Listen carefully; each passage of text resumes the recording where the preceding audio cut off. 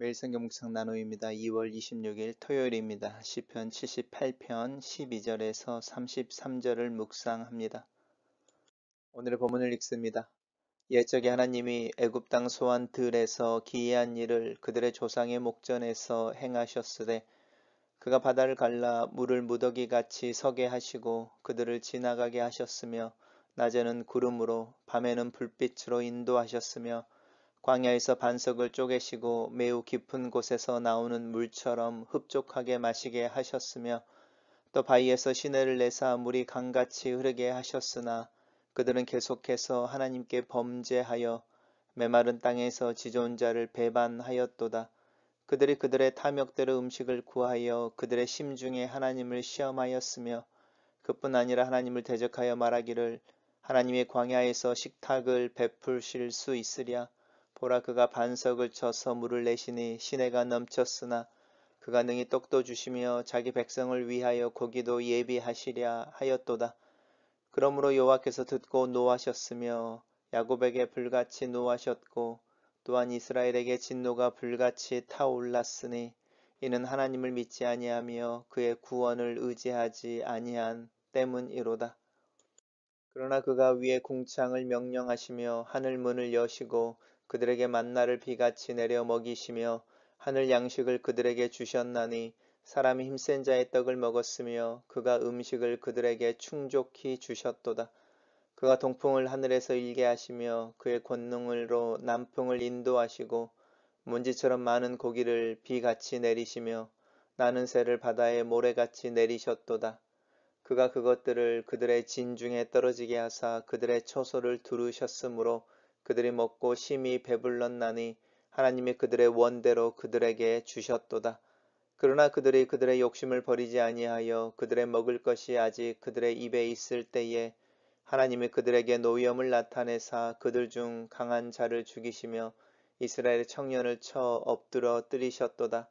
이러함에도 그들은 여전히 범죄하여 그의 기이한 일들을 믿지 아니하였으므로 하나님이 그들의 날들을 헛되이 보내게 하시며 그들의 횟수를 두려움으로 보내게 하셨도다. 오늘의 본문은 4개의 단락으로 나누어져 있습니다. 첫 번째 단락입니다. 시인이 계속해서 이야기하는 노래에 하나님께서 행하셨던 옛날의 일들에 대해서 이야기하는데 애굽 땅 소환들에서 행하신 기이한 일에 대한 이야기입니다. 그 일이 바로 홍해를 갈라서 물을 무더기 같이 섰다 하는데 물이 이제 홍해가 양쪽으로 갈라지면서 바람에서 갈라지면서 물이 벽처럼 이렇게 서고 그 사이로 길이 나서 그 메마른 땅이 되고 그 홍해를 지나갔던 모습에 대해서 노래하고 있습니다. 우리가 잘 아는 것처럼 또 낮에는 구름으로 밤에는 불기둥으로 인도하셨습니다. 광야에서는 반석을 쪼개고 거기서 물이 흐르게 하셨고 그 물을 마시게 하셨고 또 그 물에서 강같이 이렇게 시내를 내서 물이 강같이 흐르게 하셨다고 광야에서의 하나님의 인도하심과 홍해의 길에 대해서 노래하고 있습니다. 그런데 이 나라고 하는 말, 이렇게 하셨으나라는 말이 이제 두 번째 단락에서의 어떤 전환에 대해서 암시하고 있죠. 단락을 요약해 보겠습니다.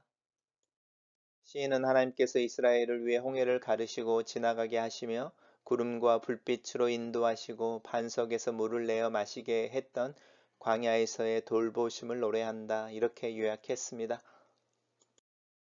두 번째 단락입니다. 우리 앞에서 봤을 때 그러나인 거죠. 그러나 그들은 계속해서라는 표현입니다. 한 번이 아니라 지속해서 하나님에 대한 범죄와 또 하나님에 대한 배반을 지속해서 그 일들을 행했다라고 말한 이 계속했다라는 말이 마음에 참 아프게 와닿는 것 같습니다. 그들이 그들의 탐욕대로라고 말하는 이 욕심인 거죠. 단순히 자신들의 배고픔이라고 하는 부분을 뛰어넘어서 이제 욕심대로 음식을 구했다라고 하는 부분이죠. 이 음식을 구하는 것이 단순히 배가 고파서 한 끼를 해결하는 부분이 아니고 사실은 광야를 지날 때에 고기를 누가 구하겠습니까?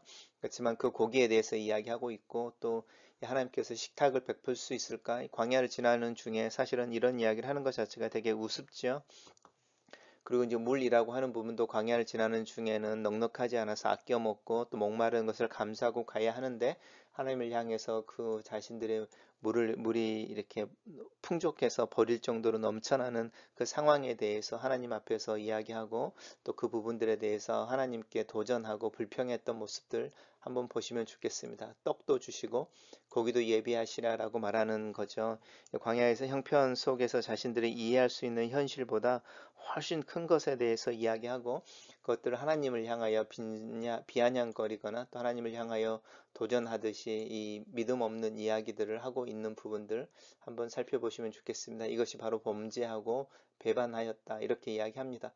이스라엘 백성들이 그렇게 하나님을 대적하고 하나님의 앞에서 믿음이 아니라 자신들의 욕심을 드러내고 하나님 앞에서 이렇게 비아냥거렸을 때에 하나님께서 불같이 노하셨다라는 이야기가 지금 계속 반복되어집니다. 노하셨고 불같이 노하셨고 진노가 불타올랐다라는 거죠. 왜냐하면 하나님을 믿지 않았으며 그의 구원을 의지하지 않았기 때문이다.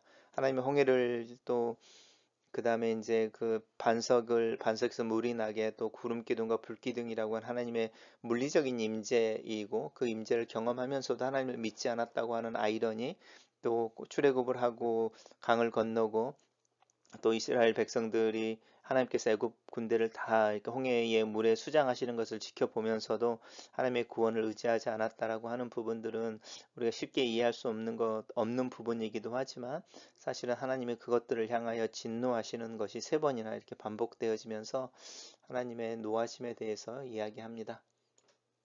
단락을 요약해 보겠습니다. 그러나 계속해서 하나님께 범죄하고 광야에서 지존자를 배반한 이스라엘을 향해 하나님께서 노하신 것을 시인은 상기한다. 이렇게 정리했습니다. 세 번째 단락입니다. 그러나라고 하는 부분이 또 나오죠. 이렇게 첫 번째 단락에서 그러나가 나오죠. 그러나 두 번째 단락에서 이스라엘의 반역이 나오고 또 다시 세 번째 단락에서는 그러나라고 반전이 일어나면서 하나님께서 화를 내고 불같이 진노하셨지만 그 진노를 이스라엘에게 쏟아내지 아니하시고 오히려 하늘문을 여셔서 그들에게 만나를 주시는 거죠. 이렇게 우리에게 떡을 주시겠느냐, 식탁을 차리시겠느냐라고 말하는 이스라엘 백성들에게 떡을 주셨고 우리들에게 고기를 주시겠느냐라고 말하는 그들의 비아냥거림에 사실은 이 바다의 모래같이 나는 새들이 떨어져 이스라엘 백성들에게 고기를 주셨다. 고기를 비같이 주셨다라고 말하는 그 풍성함에 대해서 이야기하고 있습니다. 그래서 하나님께서 그들의 원대로 그들을 주셨다. 이렇게 이야기하는 그럼에도 불구하고 그 이스라엘 백성들에 주어지는 하나님의 공급하시는 은혜에 대해서 세 번째 단락에서 노래하고 있습니다. 단락을 요약해 보겠습니다. 시인은 하나님께서 그들의 믿음 없음에도 불구하고 만나를 먹이시고 고기를 주시고 그들의 원대로 주셨다고 노래한다. 이렇게 정리했습니다. 마지막 단락은 또 다시 그러나이죠. 우리 첫째 단락, 둘째, 셋째, 넷째가 다 그러나로 시작하고 있죠. 하나님의 공급하심, 그러나 이스라엘 백성들의 어떤 불신, 믿음이 없고 구원을 의지하지 아니하는 것, 그러나 하나님의 공급하시는 은혜, 그리고 다시 그러나 이렇게 나오면서 그들의 욕심, 탐욕이라고 하는 그 욕심을 버리지 아니한 거죠. 그래서 오히려 그들에게 먹을 것이 있을 때에 또 그들이 하나님을 먹이시는 것으로 풍성할 때에 오히려 이제 하나님 앞에서 또 다른 욕심들 내고 불평을 하는 중에 이제 하나님의 노하심이 이제 구체적으로 드러나는 부분입니다. 첫째가 강한 자들을 죽이셨다라고 하는 부분인데요. 전쟁에 의해서 죽은 것이 아니고 이스라엘 백성들이 광야에서 출애굽한 세대가 다 죽는 것에 대한 이야기를 하고 있습니다. 그럼에도 불구하고 여전히 범죄하는 거죠. 계속 범죄한 것이 이제는 일상이 되어져 버린 표현을 여전히 범죄한다고 말하고 있습니다. 하나님의 일들을 믿지 아니하였다.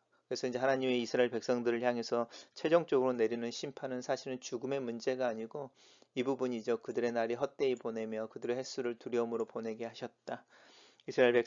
출애굽한 이스라엘 백성들이 40년을 광야를 방황하면서 자기들의 동료들이 하나씩 한 명씩 죽어갔을 때에 그들의 날들의 헛됨과 또 그 공허한 날들 또 그리고 그들이 직면하는 죽음에 대한 두려움 그런 모습이 어쩌면 하나님이 우리를 심판하시는 가장 궁극적인 모습일 수도 있습니다.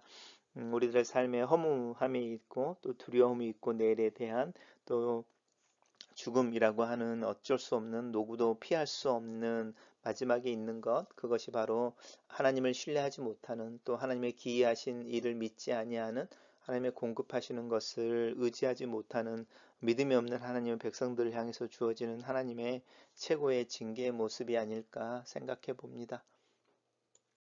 단락을 요약해 보겠습니다. 시인은 하나님의 공급하시는 은혜에도 불구하고 욕심을 버리지 않고 패역한 이스라엘로 인해 하나님께서 그들의 날을 헛되게 하고 두려움으로 보내게 하셨다고 노래한다. 이렇게 정리했습니다. 첫 번째 묵상 나눔입니다. 나에게 홍해의 사건은 바로 예수 그리스도의 십자가에서 받으신 고난과 죽음의 이야기이다. 홍해의 이야기가 출애굽기의 문자적 의미 그대로 이해하는 것을 넘어서 깊은 묵상에서 나오는 표현과 상상이 큰 격려가 된다.